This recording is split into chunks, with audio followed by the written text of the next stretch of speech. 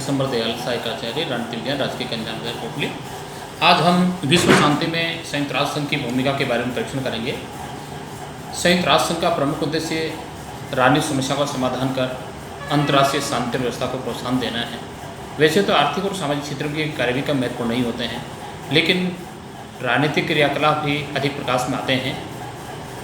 संयुक्त राष्ट्र संघ के समक्ष अनेक अंतर्राष्ट्रीय विवाद उपस्थित हुए हैं, जिनका समाधान करने के लिए संयुक्त राष्ट्र संघ के द्वारा प्रयास भी किया गया है, लेकिन कहीं उसे सफलता प्राप्त हुई है और कहीं उसे निराशा लगी है।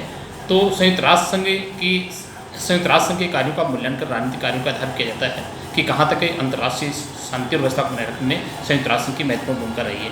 आइए आज हम संयुक्त राष्ट्र संघ के समक्ष से प्रस्तुत विभिन्न प्रकार के विवादों के बारे में की गई पहल के बारे में अध्ययन करेंगे। आज लेते हैं हम यमन की समस्या। 12 सितंबर 1962 में यमन में क्रांति के द्वारा वहाँ के राजतंत्र को समाप्त कर जाता है और उसके स्थापित गणराज्य की स्थापना कर दी जाती है। सऊदी अरब में शहजादा ने जिद्दा नामक स्थान पर एक निर्वासित यमन की सरकार का गठन कर दिया जाता है।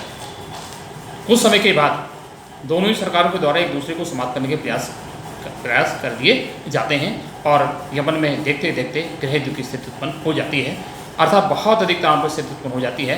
अंत में इस प्रकार की स्थिति को उस समय सऊदी अरब और जॉर्डन के द्वारा राजतंत्रवादियों की सहायता की गई और मिस्र ने गणतंत्रवादियों का सहयोग किया।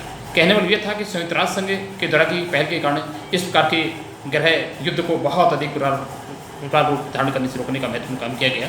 संयुक्त राष्ट्र संघ के प्रतिनिधि के द्वारा रॉल्फ बुच ने दोनों ही पक्षों के लिए इस बात के लिए तैयार कर लिया कि वे अपने अपने सैनिकों को वापस ला लें और शांतिपूर्ण समस्या का समाधान हेतु प्रयास करें। अंत में संयुक्त राष्ट्र संघ की तरह की कार्रवाई के आधार पर दोनों पक्षों में शांतिपूर्ण समाधान हो जाता है और बाह्य शक्तियों के द्वारा अपनी सेनिका को वहाँ से हटा लिया जाता है। अतः संयुक्त राष्ट्र संघ के द्वारा यमन की समस्या का एक शांतिपूर्ण समाधान करने के लिए महत्वपूर्ण प्रयास किया गया, उससे सफलता प्राप्त हुई। अगली बात करते हैं साइप्रस की समस्या की बात करते हैं। 13 अगस्त 1960 में साइप्रस को ब्रिटिश की साम्राज्य की दास्ता से मुक्ति प्राप्त हो जाती है और वहाँ पर संविधान के द्वारा बहुसंख्यक यूनानियों और तुर्कियों अल्पसंख्यक तुर्कियों के मध्य सामंजस्य और शांति स्थापित करने का प्रावधान किया जाता है। अर्थात दोनों ही प्रकार से लागू किए गए संविधान के माध्यम से दोनों पक्षों में सामंजस्य और संतुलन का पूरा ध्यान रखा गया। लेकिन कुछ समय के बाद राष्ट्रीय मकारियोस के द्वारा संविधान में संशोधन हेतु एक ऐसा प्रस्ताव रखा जाता है जिसके कारण दोनों ही जातियों के मध्य सामंजस्य और संतुलन समाप्त हो जाता है। इस कारण से कुछ समय के बाद दोनों जातियों में संघर्ष उत्पन्न हो जाता है। अर्थात इस प्रकार की साइप्रस में इस प्रकार की यूनानियों और तुर्कों के मध्य इस प्रकार का जो विवाद उत्पन्न हो जाता है, इस प्रकार के विवाद का समाधान करने के लिए ब्रिटेन में यूनान, तुर्की और साइप्रस के प्रतिनिधियों का एक सम्मेलन होता है।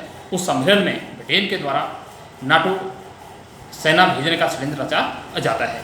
अंत में राष्ट्रीय मकारियोस ने दिसंबर 1963 में सुरक्षा परिषद के समक्ष ये मामला प्रस्तुत किया, तो सुरक्षा परिषद ने एक शांति सेना भेजने का निर्णय लिया और उस समय के बाद वहाँ पर शांति सेना को भेज दिया जाता है। इस प्रकार से वहाँ पर पुनः कानून और शांति की व्यवस्था स्थापित हो जाती है। अतः साइप्रस की समस्या को समाधान करने में भी संयुक्त राष्ट्र को महत्वपूर्ण उपलब्धि प्राप्त हुई है। तीसरी समस्या की बात करते हैं, डोमिनिकन गणराज्य की बात करते हैं। 1965 में डोमिनिकन गणराज्य में गृह युद्ध की स्थिति उत्पन्न हो जाती है। उस समय अपनी समर्थित सरकार को बचाने के लिए संयुक्त राज्य अमेरिका के द्वारा सैनिक हस्तक्षेप किया जाता है और अमेरिका के द्वारा दलील दी जाती है कि वह डोमिनिकन गणराज्य को साम्यवादियों के आक्रमण से बचाने के लिए उस तरह की कार्रवाई की गई है। कहने वाला यह था कि सुरक्षा परिषद के द्वारा किए गए अनुरोध के आधार पर इस मामले को सुरक्षा परिषद तक पहुँचाया जाता है, सुरक्षा परिषद के ध्यान में लाया जाता है और सुरक्षा परिषद के द्वारा प्रस्ताव पारित किया जाता है कि दोनों पक्ष से युद्ध विराम करें और यूएन के महासचिव ने डोमिनिकन गणराज्य में जांच पड़ताल करने के लिए अपने प्रतिनिधि भेज दिए जाते हैं। अंत में अमेरिकी राज्यों के संगठन और यूएन के द्वारा किए गए प्रयास के कारण लगभग 4 माह की अवधि के बाद 31 दिसंबर 1965 को डोमिनिकन गणराज्य में शांति और व्यवस्था स्थापित हो जाती है। तो कहने वाला यह था कि संयुक्त राष्ट्र संघ का डोमिनिकन गणराज्य की जो समस्या होती है, गृह युद्ध को भी समाप्त करने में उसका महत्वपूर्ण रोल माना जाता है। अगर संयुक्त राष्ट्र संघ की तरफ की कार्रवाई नहीं की जाती तो डोमिनिकन गणराज्य में इस प्रकार की बहुत बड़ी मात्रा में दोनों पक्षों में इस प्रकार से अमेरिका और इस प्रकार से डोमिनिकन राज्य उलझने का जो मौका मिल जाता है वह स्वतः ही समाप्त हो जाता है। अगली समस्या की बात करते हैं, भारत पाक संघर्ष की बात करते हैं। जब 1965 में पाकिस्तान ने कच्छ के प्रश्न को लेकर भारत पर अटैक किया, आक्रमण किया, उस समय भारत के द्वारा खुल करके अपनी आत्मरक्षा के लिए युद्ध में भाग लिया गया और पाकिस्तान को पराजित कर दिया जाता है। कहने वाला यह था कि इस प्रकार की स्थिति में 23 सितंबर 1965 में भारत और पाक के मध्य सुरक्षा परिषद द्वारा संयुक्त राष्ट्र संघ के द्वारा किए गए पहल के कारण उनमें युद्ध विराम हो जाता है। अतः इस प्रकार से अंतर्राष्ट्रीय तनाव को समाप्त करने में भी संयुक्त राष्ट्र की महत्वपूर्ण भूमिका मानी जाती है। अगली बात करते हैं सामाजिक चीन के संयुक्त राष्ट्र संघ की मेंबरशिप को लेकर के बहुत बड़ा विवाद था कि जब 1949 में साम्यवादी चीन में क्रांति संपन्न हो जाती है और यहाँ पर चियांग काई शेक की सरकार होती है, वो भाग करके फार्म हाउस से चली जाती है। अतः संयुक्त राष्ट्र संघ में चीन को प्राप्त सदस्यता स्वतः समाप्त हो जाती है। उस सैद्धांतिक वैचारिक मतभेद के दौर में युद्धोत्तर विश्व राजनीति में दोनों ही महाशक्तियों के द्वारा नव इच्छुक नए राष्ट्रों को जो संघ की सदस्यता प्राप्त करना चाहते थे, उनको संघ सदस्यता वंचित रखने के लिए बार बार वीटो का उपयोग किया जाता है। अमेरिका नहीं चाहता था कि सोवियत संघ के समर्थक राष्ट्रों की संख्या में, सदस्य राष्ट्रों की संख्या में वृद्धि हो, तो अमेरिका ने एक बहुत लंबे समय तक इस प्रकार से साम्यवादी चीन को संघ की सदस्यता से वंचित रखने के लिए वीटो का उपयोग किया। अंत में संयुक्त राष्ट्र संघ के द्वारा किए गए प्रयासों के आधार पर 26 अक्टूबर 1971 में साम्यवादी चीन को संयुक्त राष्ट्र की सदस्यता प्राप्त हो जाती है। अतः इस प्रकार से अंतर्राष्ट्रीय क्षेत्र में एक शांतिपूर्ण समाधान करने का भी संयुक्त राष्ट्र इस क्षेत्र में महत्वपूर्ण योगदान माना जा सकता है। अगली बात करते हैं, बांग्लादेश की समस्या की बात करते हैं।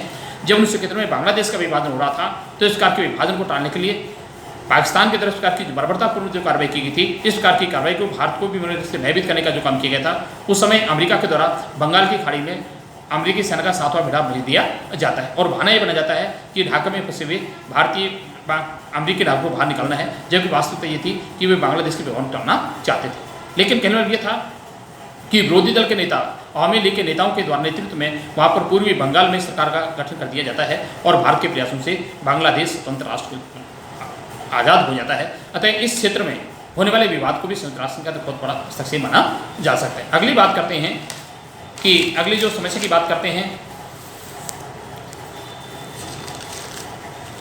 कांगो की समस्या की बात करते हैं। जुलाई 1960 में कांगो में भीषण युद्ध छिड़ गया था, जिसे भड़काने में बेल्जियम का प्रभाव था। यूएनओ की ओर से सैनिक उपाय द्वारा कांगो का विघटन होने से रोका गया। दूसरी ओर समझदारी अपनाई गई। सितंबर 1962 में महासचिव डॉग हेमरशेल्ड के द्वारा संघ नेताओं के वार्ता करने के लिए आधार पर भी कांगो में गए और वहीं पर भी उनके मध्य सैद्धांतिक विचार में समाप्त करके एक शांतिपूर्ण समाधान किया जाता है। अगली बात करते हैं कुवैत पर इराक के आधिपत्य समाप्त लेकर के। यद्यपि कुवैत पर इस कार्य से 2 अगस्त 1990 में सद्दाम हुसैन के द्वारा कुवैत पर अपना आधिपत्य स्थापित किया गया और अमेरिकी राष्ट्रपति बुश प्रशासन के द्वारा सद्दाम हुसैन को सलाह दी जाती है कि वह कुवैत से हट जाए, लेकिन सद्दाम हुसैन ने घोषणा की कि वह किसी भी परिस्थिति में कुवैत को खाली नहीं करेगा। अर्थात उस समय संयुक्त राष्ट्र के द्वारा जितने भी जो प्रस्ताव पारित किए गए और बार बार इस प्रकार के प्रस्तावों से सद्दाम हुसैन से अपील की गई, सद्दाम हुसैन से आग्रह किया गया कि वह कुवैत पर इराक के आधिपत्य को समाप्त कर दे, लेकिन सुरक्षा परिषद के द्वारा पारित किसी प्रकार के प्रस्ताव को स्वीकार करने का सद्दाम हुसैन ने कोई संकेत नहीं दिया। अंत में उसके विरुद्ध 29 राष्ट्रों के बहुराष्ट्रीय सेना का प्रयोग किया जाता है और उसी के आधार पर अंत में सद्दाम हुसैन को इस प्रकार से उनके कुवैत पर इराक के आधिपत्य को समाप्त किया जाता है। तो इराक के मामले को देखकर सद्दाम हुसैन को जिस प्रकार से खदेड़ने का जो काम किया गया, यहाँ पर संयुक्त राष्ट्र को निराशा हाथ लगी है। कहने का मतलब यह था कि बहुराष्ट्रीय सेना को इस प्रकार से तैनात जो किया गया वह उसमें संयुक्त राष्ट्र का ही महत्वपूर्ण योगदान माना जा सकता है। तो कहने का मतलब यह था कि द्वितीय महायुद्ध के बाद सैद्धांतिक वैचारिक मतभेद के दौर में सभी प्रकार की द्विपक्षीय